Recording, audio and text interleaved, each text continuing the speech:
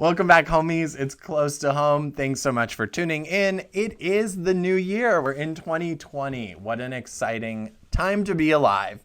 Can't wait for this new year, and I'm super excited to talk about today what buyers and sellers need to be thinking about in 2020 to really make their process the most enjoyable, efficient, and really productive for them to accomplish their goals, whether that is buying a house or selling a house. And the reason that we talk about this in the new year is because a lot of people start to think about buying or selling once the new year comes around. They have a lot of New Year's resolutions, or maybe taxes are impacting their decision to buy or sell. And it's just a new time to reset. The market is always changing, so it's very different. Obviously, I cannot predict the market and I cannot tell you what exactly is going to happen, but based on being out in the market every day, I can tell you a little bit about what I think might happen and what I think is going to happen based on what we're seeing in market dynamics. So without further ado, we are going to talk first about what buyers need to do in 2020. So what I've been seeing is that the most important thing for buyers is to really be prepared and make sure that you are educated going into the market. So what does this mean? So this means that as a buyer, you want to start early and prepare yourself. Don't wait until 1 month before your lease ends, because you're not going to have enough time to close on a home in a month if you're just starting the process. Now, some closings can be as short as 2 weeks, but you're probably not going to find the right home within 2 weeks to be able to close before your lease ends. So you really need to make sure that you're prepared, whether that's going to a class or talking to multiple real estate agents, coming to talk to me, whatever that is, make sure you're getting prepared well in advance. I would say it's not crazy to get prepared 6 to 8 months before you actually want to be in your new home, because you can spend quite a lot of time looking for the exact home for you.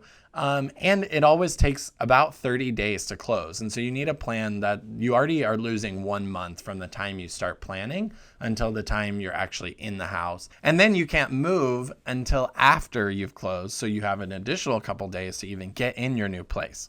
So being prepared is really important. That's the very first thing that buyers have to do in 2020.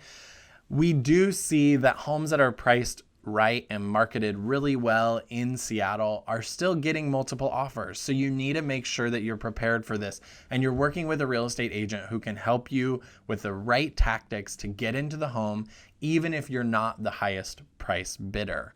But you also want to know what is bidding, like what are you going to be doing? What is going to be asked of you in order to win the home that you really want? So that's all part of the preparation process, and understanding that the market is not necessarily just in a downward spiral and people are just getting homes at major discounts. There are discounts out there, but a lot of homes that are still priced well and marketed really well and presented well are getting multiple offers. So you have to be prepared for that. The next thing that buyers need to do in 2020 is really think about the interest rate they want to lock in.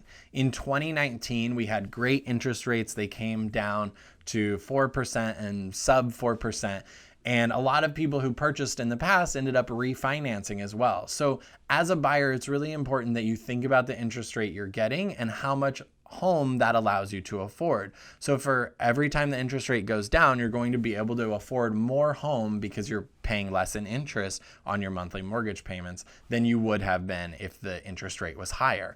So you need to make sure that you're aware of those interest rates, meeting with a real estate agent and talking about, and a lender, and talking about where those interest rates are and where they're predicted to be going is really important in your home search process, because it's the difference of thousands of dollars over the 30-year life of your loan or the 15-year life of your loan if you lock in at the right interest rate.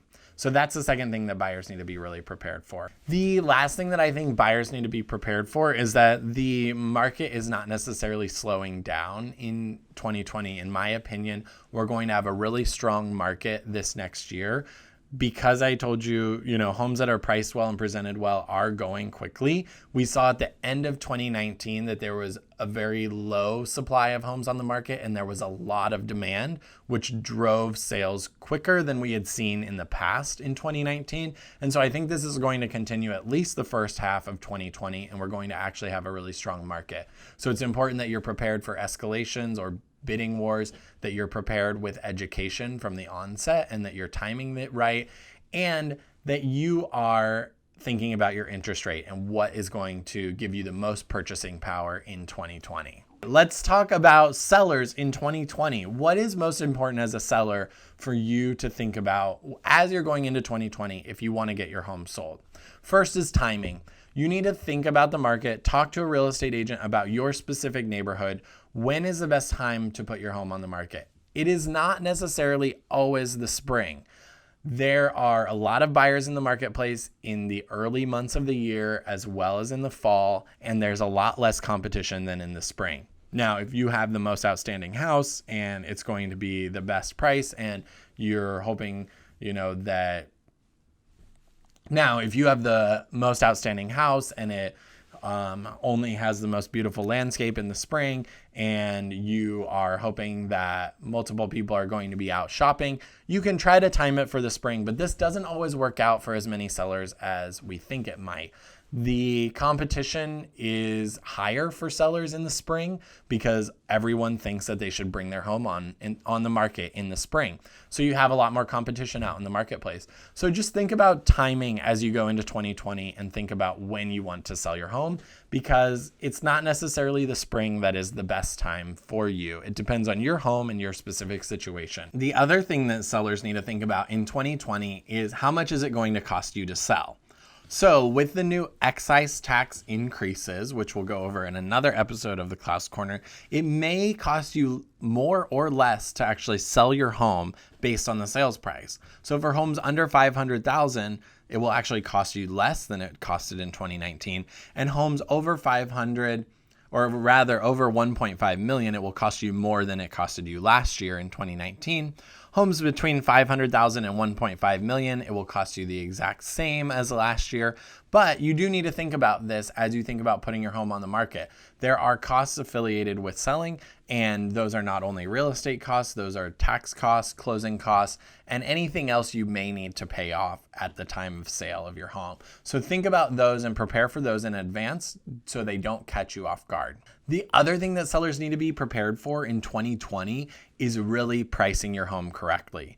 You should not price your home at the price that you want to get. You should be pricing it just slightly below market value if you want to drive the most people through your home to see it and the most offers on your home.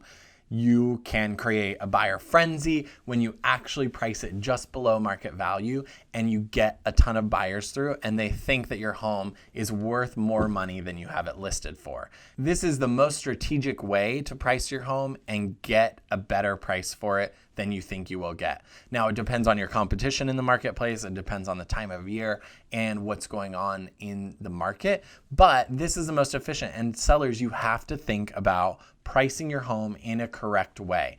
Do not overprice it just because you want to get that much money. It is really hard to decouple your ego from your home. I know this because you think, oh, I put this much money into my home. I put $10,000 into my home to make sure that it had a new roof and had X, Y, Z, new plumbing, new electrical.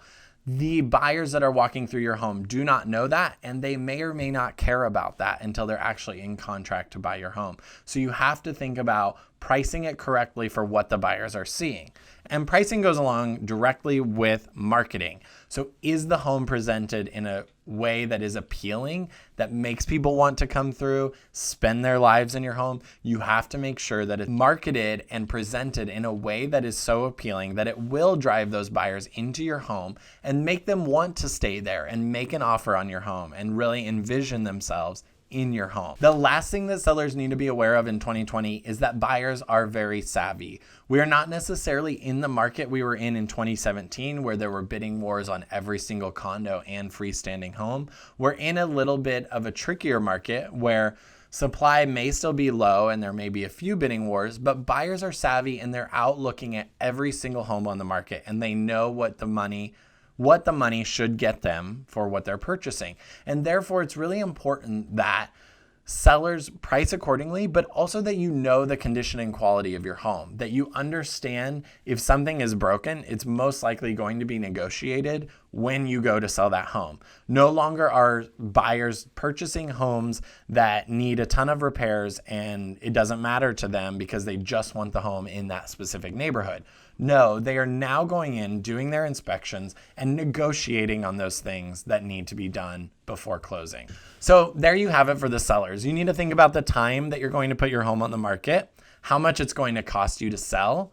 Are you pricing it correctly? And what is the condition and quality of your home? Because you need to make sure that all four of those things you know about and you're prepared for, and you're prepared when buyers come through your home to understand what those things might mean to them and how that is going to drive your price up or down based on the buyer's perception of your home. So there you have it. This episode of Close to Home is dedicated to all of those buyers and sellers who are hoping to purchase or sell in 2020. We cannot wait to help you. So if you have any questions about this or anything else in your home buying or home selling journey, do not hesitate to reach out to us. You can subscribe to this channel, which we hope you'll do. You can also find our videos on YouTube where you can watch this video and many others about the home selling and buying process. We hope you'll tune in, and don't forget to like and follow us on Facebook and Instagram. All right, Close to Homies, we'll see you next time.